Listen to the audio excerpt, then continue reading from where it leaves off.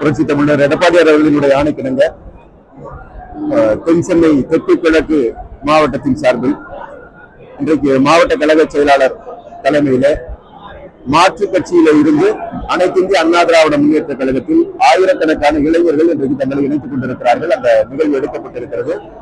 கழகத்தினுடைய இளைஞர் அணி சார்பில் இளைஞர் அணி செயலாளர் அதற்கு முன்னதாக இருந்து பொறுப்பேற்று அதை நடத்தியிருக்கிறார்.